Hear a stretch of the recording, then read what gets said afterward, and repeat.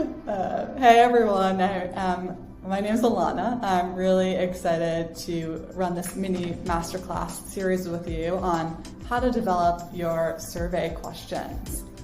So first off, a little bit about myself. I'm the Director of Talent and People Operations here at Nava. I get the fun job of choosing our benefits at a benefits company, and one of the things that I run is creating our own benefits survey. So really looking forward to walking you all through some of the tips and tricks that I've learned so that you can do this for your own organizations. So we're going to run through a series of questions here, and I'll run through my best tips and tricks for those. First off, how long should a survey be in my experience? So it can be this delicate balance of creating a survey that's long enough to get the data that you need, but short enough that it won't cause folks to tap out early. In my experience, really keeping it around 5 to 10 questions is the sweet spot. Survey fatigue is real. You want as many people as possible to answer this, so you want to make it manageable, and I think it's doable within 5 to 10 questions to get the information you need if you're making the most out of those questions, and we'll talk a little bit more about that. If you happen to be running other employee surveys at a similar time, you can consider sending them both out at the same time and asking people to answer them at the same time, so you're not sending one survey one week and one survey the next week. Another trick that we actually recently did is we sent this survey out during a company-wide meeting and dedicated 5 minutes so that everyone can fill out the survey live, and we got a really high response rate. But keeping it short is really important if you're going to do something like that. Next up, what's the first thing you should do when sitting down to create your survey questions? You really want to start with the outcome in mind. What are you hoping to achieve and answer with these survey results? For example, if the outcome is that you want to figure out which benefits to cut based on your budget, you can use that as a North Star and back the questions out of that. So you might want to ask people in that circumstance, if you had to remove one benefit, what would it be? Again, so thinking with the outcome and working back from that. And each time you do the survey, you might have a different outcome in mind or some different questions that you're looking to get to the bottom of as you're thinking about your benefit strategy for the upcoming year. Next up is, how can HR leaders use existing benefits data to identify problems you may need to solve? I think this is a great question. You want to really take a look at your current benefits utilization. How many people are signed up for different plans? Which plans are underutilized? What vendors are underutilized?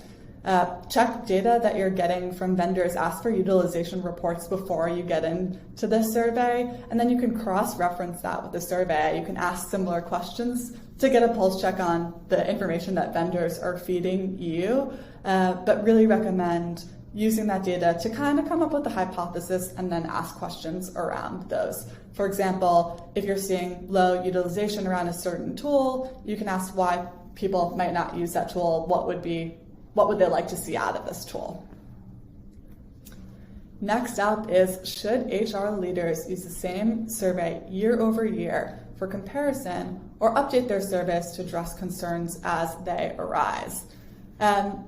I think it's a combination here. It's great to have benchmark questions to assess year over year progress. You can compare your scores one year to another, and it's just a great tool to use to go to your finance team or CEO and say, hey, here's actually how we improved over time, and here's how this is benefit has measurably impacted the culture year over year. So that's super helpful. But you also want to make sure the survey is relevant to what's going on in the world at the time, and I think COVID is really an interesting example of that. People during COVID needed different types of benefits, had different types of things that they're looking for. So it's always good to tailor some questions to what's going on in the world and what your employees might be specifically needing at the time of the survey going into the upcoming plan year.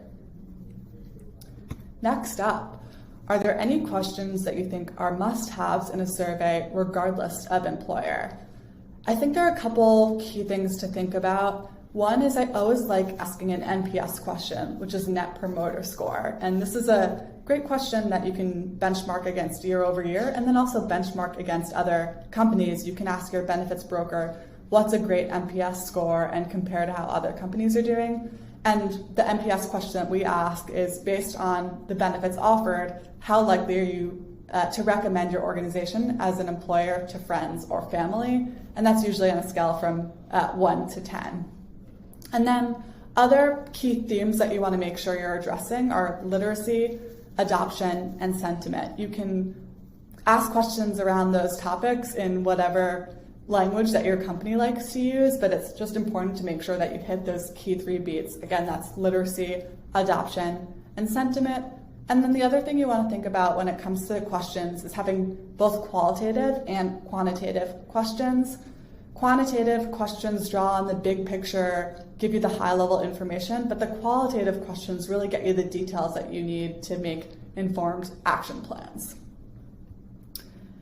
And then, what are the best practices I can share around wording questions to elicit the clearest responses and actionable data? This is an important question.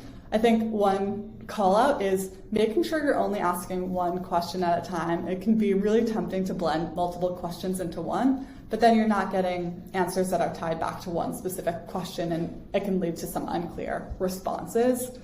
And then another important thing is to include the why. Asking people if they use a benefit is important, but understanding why they do or don't gives you the information that you're going to need to take action.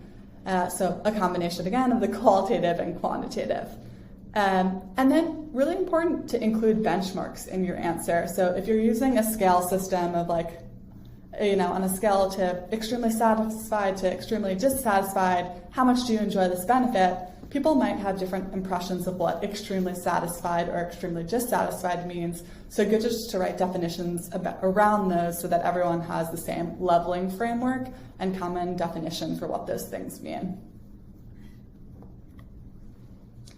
Anything else to include in messaging that's not a question? Yes, there are a couple of key things here.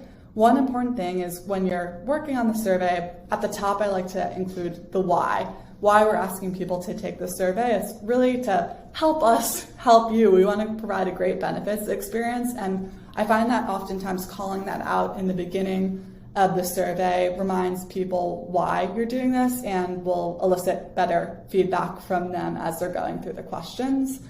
And also always really helpful to add the next steps. You want to show employees that there's a plan, that you're going to be using this information, and that it's not going to go into a dark hole. So including timelines or next steps at the top is also usually pretty helpful in my experience. Anonymous versus non-anonymous, big question that people go back and forth on all the time. I think this really depends on your own company's culture. Non-anonymous obviously allows you to take clear action. You can follow up with certain people and get more information on their responses. But in some cultures, non-anonymous may allow for more direct and open feedback. So it's really going to depend on what works best at your specific organization. One middle ground is you can run it anonymously, but ask people to fill in their department. So that way, at least you can group feedback by department and see if there are any trends across different departments. And the good thing is you can always switch it off each time you do the survey and see really what's most meaningful for your employees and your own feedback responses. So that was the quick mini masterclass on survey questions. Hope it was helpful. If you're still stuck on where to go, don't forget to download our free survey template. We have questions already ready to go for you, and you can edit them again to make them more applicable to your common language at your company. But happy surveying, everyone. I know it's really going to be worth it and make your upcoming benefits planning a lot easier.